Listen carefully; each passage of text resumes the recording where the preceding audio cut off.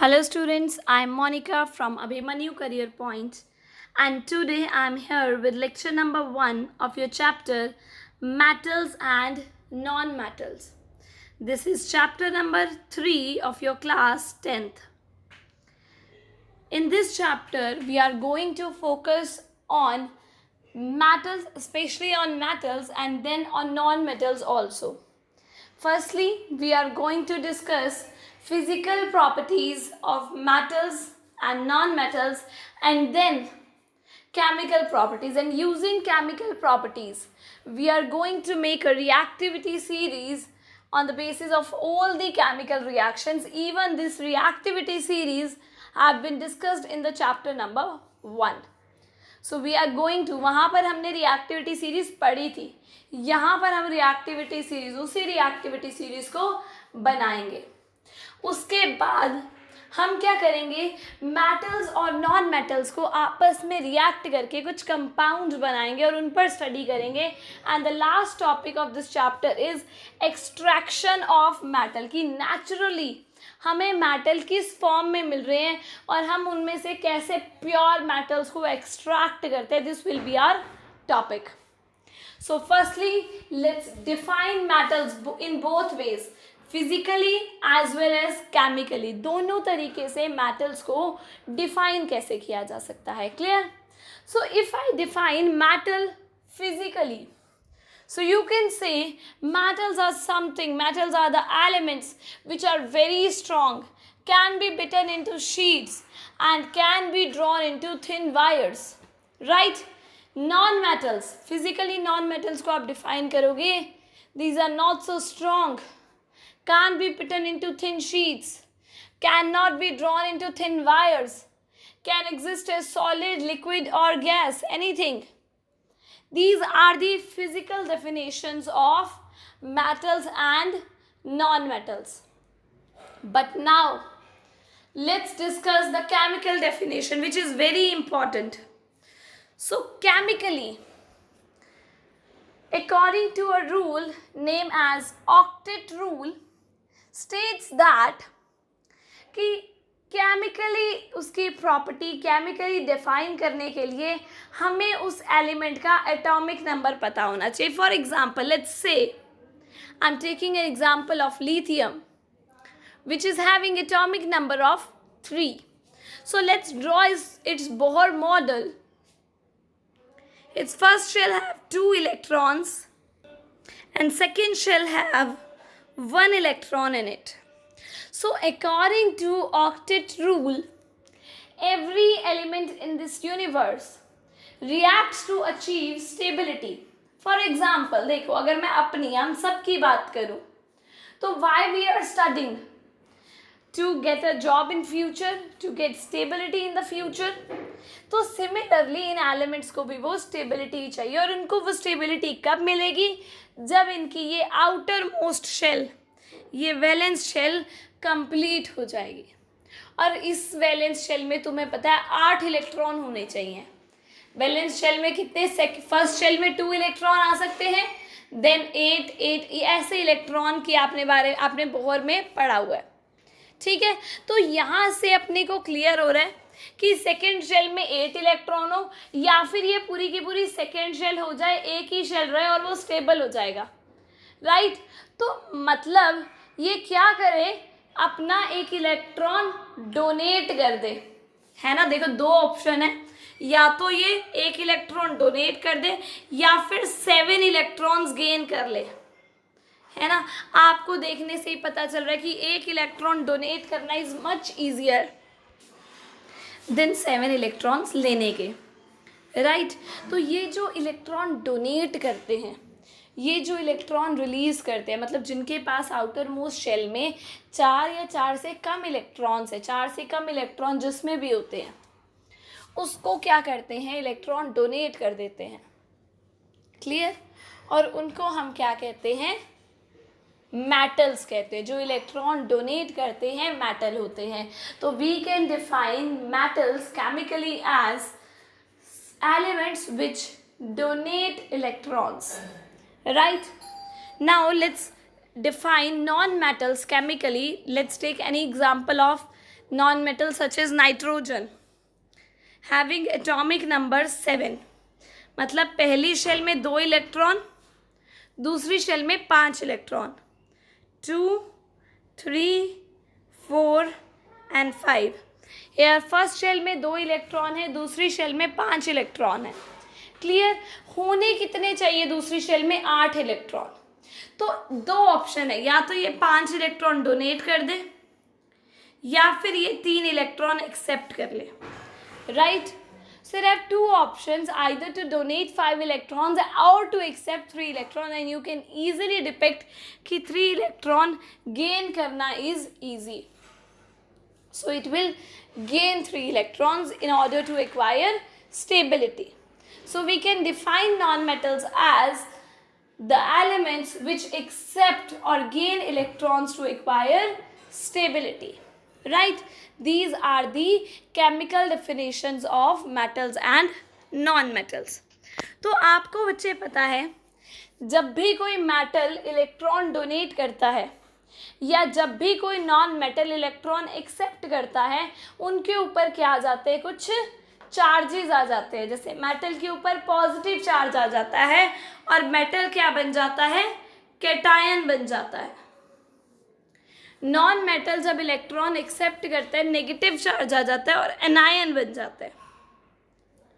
लेकिन क्वेश्चन है कि ये चार्ज क्यों आता है? Why they acquire charge by donating or by accepting electrons? Let's study that. मान लो I am taking an example of lithium having 3 protons inside the nucleus and 3 electrons outside the nucleus, जो rotate कर रहे हैं nucleus के around. We know electrons के ऊपर negative charge है और प्रोटॉन्स के ऊपर पॉजिटिव चार्ज है. ये नेगेटिव और पॉजिटिव आपस में कैंसल हो जाता है, इसीलिए एटम क्या होता है? न्यूट्रल होता है. इसीलिए एटम क्या होता है? न्यूट्रल होता है. It's the example of lithium. लेकिन in order to acquire stability, lithium क्या करेगा? एक इलेक्ट्रॉन डोनेट करेगा. अभी अभी हमने स्टडी किया, तो लिथियम के पास 2 इलेक्ट्रॉन रह जाएंगे, लेकिन प्रोटॉन तो एग्जैक्ट सेम रहते हैं. हमने अभी डिस्कस किया था, number of proton do not change. Number of proton तो बिल्कुल सेंटर में न्यूक्लियस में है. रिएक्शन में पार्टिसिपेट सिर्फ आउटर मोस्ट शेल करती है, तो प्रोटॉन वही है. सो देखो, 2 नेगेटिव चार्ज है, 3 पॉजिटिव चार्ज है. 2 पॉजिटिव ने 2 नेगेटिव कैंसिल करते हैं, लेकिन 1 पॉजिटिव ऐसे ही बचा है. इसीलिए जब लिथियम इलेक्ट्रॉन डोनेट करता है तो लिथियम के ऊपर लिथियम +1 चार्ज आ जाता है. Similarly, if I take example of beryllium having atomic number 4, having 4 protons and 4 electrons. Let's take example of beryllium. 4 protons, 4 electrons, charges cancelled, neutral. लेकिन जब ये 2 इलेक्ट्रॉन डोनेट करता है, 2 इलेक्ट्रॉन बचते हैं, 4 प्रोटॉन एज इट इज, तो ये 2 positive charge इसके ऊपर ऐसे ही रिमेनिंग रह जाता है. इसीलिए बेरिलियम कन्वर्ट हो जाता है beryllium 2 positive. Clear? It's very easy.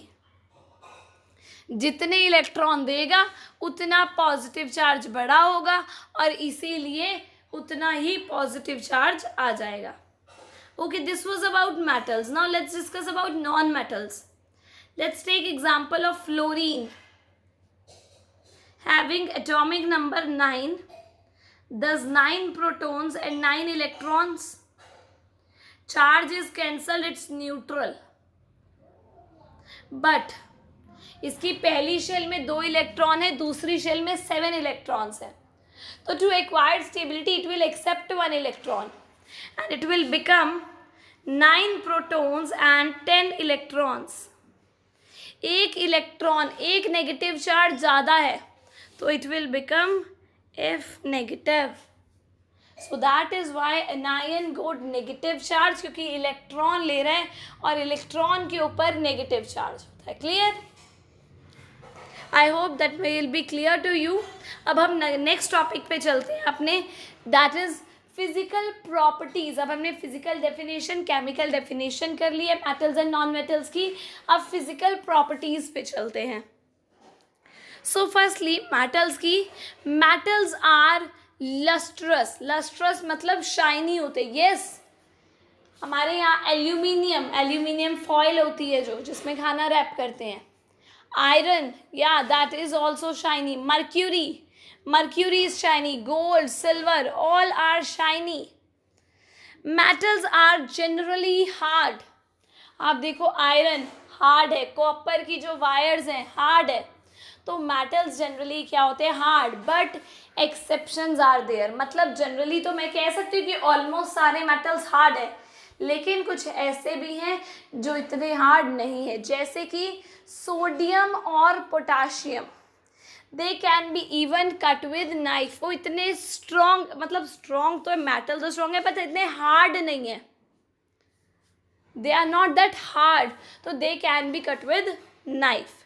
Next is metals are malleable and ductile. Malleable means they can be beaten into sheets, and ductile means they can be drawn into thin wires. Yes, जैसे आप देखो हमारे जो utensils हैं, dishes हैं, बर्तन हैं, वो सब क्या है?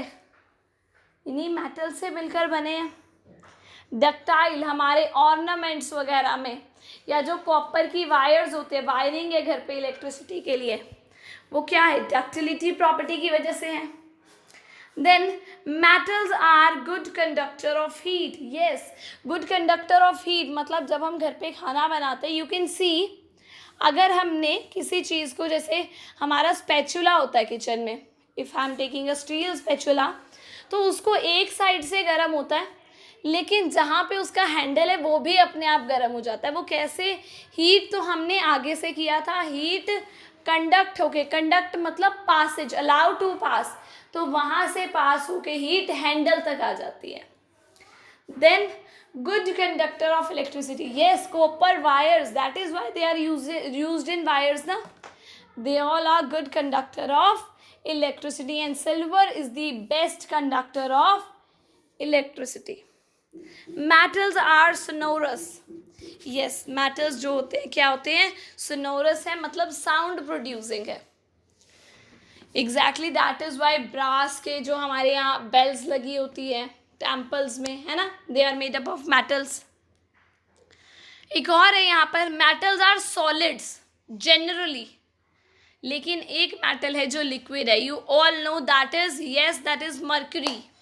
Mercury is a metal which is liquid. Next is generally metals have high melting point. आप देखो आयरन है, क्या वो जल्दी मेल्ट होता है? जब आप इसको यूज़ करते हो, कहीं पर धूप में भी पड़ा रहता है, मेल्ट ही नहीं होता है। But exceptions are there. Gallium is a metal, अगर मैं उसको अपने हाथ पे भी रखूँगी, मेरे बॉडी टेम्परेचर से ही मेल्ट हो जाएगा। लेकिन नॉर्मली जो मेटल्स हैं वो जनरली जल्दी से मेल्ट नहीं होते, their melting points are high. But this is a metal gallium which gets melt very easily even by our body temperature. These were the physical properties of metal. Now let's focus on physical properties of non-metals. They are non-lustrous. Generally metals are non-lustrous, but iodine is an exception. Iodine lustrous hai. Have you seen iodine? Yes, you have seen. You might have seen betadine. जब हम छोटे थे, wands होते थे, उन पे लगाते थे ना, बिटाडीन लगाते हैं जब उस पर ड्रेसिंग करते हैं, तो वो जो शाइनी सा ऑइंटमेंट होता था, that is what made up of iodine. Betadine is just iodine solution. They are not very hard. Obviously तुम कोल को उठा के देखो, coal is what? Carbon. Not very hard. But diamond is an exception. Diamond भी carbon से ही बना है, कार्बन ही है वो भी, लेकिन it is very hard. Even the hardest substance known, जो बड़ी रॉक्स होती हैं, माउंटेन्स होते हैं, उनके कटिंग में भी काम आता है, इतना हार्ड है. And have very high melting point. Generally bad conductor of electricity. Non metals generally bad conductor होते हैं, लेकिन graphite again made up of carbon, carbon से ही बना हुआ है. ये क्या है, गुड कंडक्टर है. Non metals are very few in number. In 5th chapter we'll study all the elements, whole periodic table. In that you will understand कि कितने सारे मेटल्स हैं हमारे पास नेचर में एग्जिस्ट करते हैं और नॉन मेटल्स बहुत कम हैं. And the last one is metals can be solid, such as अभी ग्रेफाइट डायमंड की बात की. लिक्विड ब्रोमीन एग्जिस्ट करती है. Gas, oxygen, nitrogen, hydrogen, these all are gases. Non metal तो non metal. Non-metal can be solid, liquid as well as gas. Clear? These were the physical properties of non-metals. Now, let's focus on chemical properties. तो अब मैं क्या करने वाली हूँ, अलग अलग reactions लगाऊंगी अपने non-metals पर. अलग अलग सारे metals लूँगी और इन पे reactions करके देखूँगी. और जैसे जैसे रिएक्शंस में मुझे ऑब्जर्वेशन मिलेंगी, मतलब मान लो किसी ने बहुत जल्दी रिएक्ट कर दिया, मतलब वो बहुत रिएक्टिव है. किसी ने थोड़ा कम रिएक्ट किया तो मतलब वो लेस रिएक्टिव है. और किसी ने किया ही नहीं रिएक्ट तो मतलब वो लीस्ट रिएक्टिव है. ये मुझे यहाँ से क्लियर हो जाएगा. तो सबसे पहली रिएक्शन जो मुझे करनी है that is burning. Burning means combustion reaction. So remind chapter number 1, सबसे पहले हमने कार्बन की कंबस्शन की थी. पेपर, जब हमने बोला था कि पेपर जला रहे हैं, कार्बन की कंबस्शन कैसे होती है. Combustion always take place in presence of oxygen. Let's take example of carbon. Carbon को जलाएंगे तो क्या बनेगा, carbon dioxide.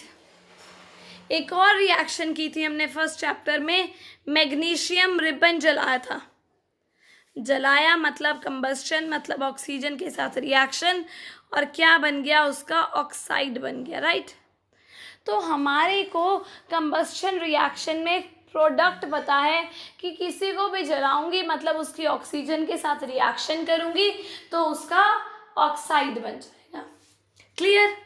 So nature of metal oxide में वेरी, हमने एसिड्स बेसिस में भी पढ़ा है कि मेटल ऑक्साइड्स क्या होते हैं, बेसिक होते हैं. जनरली मेटल ऑक्साइड्स बेसिक होते हैं, नॉन मेटल ऑक्साइड्स एसिडिक होते हैं. लेकिन there are some metal oxides such as zinc oxide and aluminium oxide which are amphoteric. तो पहले इन ऑक्साइड्स के नेचर को डिस्कस कर लेते हैं, फिर ये रिएक्शन का, ये वाली जो रिएक्शन है इसका क्या ऑब्जर्वेशन मिले कि किसने जल्दी रिएक्ट किया, किसने धीरे रिएक्ट किया, वो डिस्कस करेंगे. पहले ऑक्साइड्स का नेचर डिस्कस करते हैं. So as we know metals produce basic oxides like this. ये सारे बेसिक है, मतलब they are going to react with acid to produce salt and water. Non metal produce acidic oxide. Carbon dioxide, जब carbon dioxide को पानी में मिलाते हैं तो एसिड बनता है, कार्बोनिक एसिड, है ना. मतलब दीज आर एसिडिक ऑक्साइड. तो that means they will react with base to give salt and water. But some metal oxides are amphoteric. Amphoteric मतलब they are acidic as well as basic. तो मतलब ये base के साथ भी react करेंगे और एसिड के साथ भी रिएक्ट करेंगे. These are the zinc oxide and aluminium oxide. Clear. तो इनके बारे में और डिस्कस करते हैं. सबसे पहले मेटल ऑक्साइड जो बेसिक है, as I said they are basic, तो they will react with acid to give salt and water. This is our salt and water. Next, non-metal oxides are acidic. If they are acidic like this, they will react with base and will give calcium carbonate as the salt plus water. Clear? It proves, just a second, as metal oxides reacts with acid, just ये यहाँ पर ये line गलत है, as non-metal oxides reacts with base, that means it proves that they are acidic in nature. Non-metal oxides are acidic, that is why they react with base. Now, amphoteric, these are some amphoteric oxides. They can react with acid as well as base to give salt plus water. Very easy, ये सारी reactions हम acids and bases chapter में पढ़ कर आए हैं, right? उन्हीं को हमने यहाँ पर रिकॉल किया है. क्लियर? तो ये ध्यान रखना, यहाँ पर एसिडिक सॉल्ट, बेसिक सॉल्ट क्यों लिखा है? यू नो, जब एसिड स्ट्रॉन्ग डलता है न्यूट्रलाइजेशन रिएक्शन में, अगर एसिड स्ट्रॉन्ग होगा तो एसिडिक सॉल्ट बनेगा, अगर बेस स्ट्रॉन्ग होगा तो बेसिक सॉल्ट बनेगा, राइट? ये हमने अपने लास्ट चैप्टर में डिस्कस किया था. क्लियर? अब आगे जो ऑब्जर्वेशंस हमें मिली थी हम वो उस पर फोकस करते हैं. Clear? So, it was observed that sodium and potassium react so violently. बहुत जल्दी से उन्होंने क्या किया? रिएक्ट किया. मतलब इतना जल्दी कि मैंने जब सोडियम और पोटाशियम को बाहर निकाला, मतलब मान लो एक बॉक्स में बंद था, मैंने वहाँ से बाहर निकाला, अभी कोई फ्लेम नहीं दी, उससे पहले ही ये दोनों क्या हो गए? बर्न हो गए. उससे पहले ये दोनों जल गए. Sodium and potassium very fast, they catch fire. तो मतलब मुझे पता चल रहा है कि सोडियम और पोटाशियम तो मेरी रिएक्टिविटी सीरीज में सबसे पहले आने वाले हैं. सेकेंडली, उसके बाद क्या हुआ? मैग्नीशियम, एल्यूमिनियम, जिंक, लेड, इन्होंने भी रिएक्ट किया, इन्होंने भी जले, बर्न हुए. As we know, magnesium give magnesium oxide, और ये नॉन वायलेंटली, मतलब ऐसा नहीं कि एकदम से आग ही पकड़ लेंगे, धीरे से, एंड फॉर्म ऑक्साइड. क्लियर? मतलब ये सारे मेरे इसके बाद आएंगे.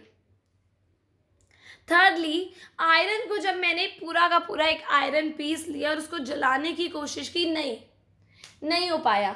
लेकिन जब आयरन को मैंने पाउडर बना दिया, iron filings are just the iron powder, उसको बना के उसको जलाने की कोशिश की तो वो हो गया, राइट? तो मतलब आयरन मेरा इसके बाद आ जाएगा. उसके बाद कॉपर की बात करते हैं. कॉपर जल तो रहा नहीं था, लेकिन उसके ऊपर ना एक ब्लैक कलर की लेयर बन रही थी, that is of copper oxide. मतलब बर्न तो हुआ है, ऑक्साइड की लेयर तो बन गई, लेकिन वो लेयर सिर्फ तब तक है जब तक कॉपर को मैंने फ्लेम में रखा हुआ है, जब तक कॉपर हॉट है. अगर कॉपर को फ्लेम में रखा हुआ है तो उसके ऊपर कॉपर ऑक्साइड की लेयर बनेगी, लेकिन जैसे ही मैं उसको वहाँ से निकाल दूंगी, फ्लेम से हटा दूंगी, वो कॉपर ऑक्साइड की लेयर डीफॉर्म हो जाती है, ख़त्म हो जाती है. क्लियर? तो कॉपर इसके बाद आ जाएगा. And silver and gold do not react, वो तो रिएक्ट ही नहीं करता. तो रिएक्टिविटी सीरीज मुझे अभी तक जो समझ आई है, sodium potassium, magnesium, aluminium, zinc, lead, iron, copper, silver, gold. Clear? तो ऐसे ही तुम्हारे पास एग्जाम में क्या आने वाला है? रिएक्टिविटी सीरीज बनाओ, कि उन्होंने कुछ एलिमेंट्स दे दिए, मान लो 3 element, sodium, calcium and copper. In 3 elements पे कुछ एक्टिविटीज़ करो, रिएक्टिविटी सीरीज बनाओ. आपको रिएक्टिविटी सीरीज लर्न है, आपको पता है कि सोडियम सबसे ज़्यादा है, फिर कैल्शियम है, फिर कॉपर है. यही सब बर्न करके देखो जो हमने आज किया है. नेक्स्ट क्लासेस में वाटर से रिएक्ट करके देखो, एसिड के साथ रिएक्ट करके देखो.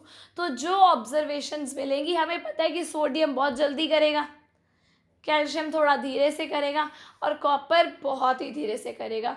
यही चीज़ें हमें उनमें लिखनी है, बट स्पेसिफिकली अच्छे से लिखना है कि बर्निंग में सोडियम जो है बहुत जल्दी बर्न कर गया, एकदम से उसने फायर कैच कर ली. अगर कैल्शियम की बात करें, कैल्शियम ऑक्साइड का पाउडर बन गया थोड़ा सा. उसके बाद कॉपर की बात करें तो वो सिर्फ एक ऑक्साइड की लेयर बनी उसके ऊपर, लेकिन फॉर द टाइम जब तक वो फ्लेम के अंदर है. That's it. क्लियर? तो यही तरह की एक्टिविटीज़ हमें लिखने के लिए आएंगी एग्जाम में, from this chapter, from this topic. Clear? I hope आपको ये अच्छे से क्लियर हो गया होगा. अगर आपको कोई भी बचे डाउट है, so you can write down in the comment section below. So I will definitely take those doubts in my next session. So till then, thank you.